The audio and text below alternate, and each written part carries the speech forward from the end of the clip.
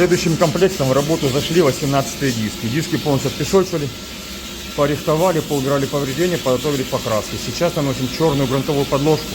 Основной цвет будем красить. Черный американский супер глянец.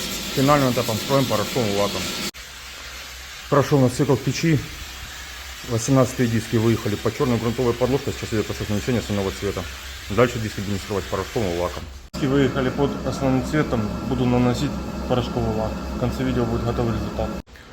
Прошел финальный цикл печи, показываю готовый результат комплекта 18 ремонтных дисков. В основном цвете черный американский супер глянец. Все получилось хорошо, красиво.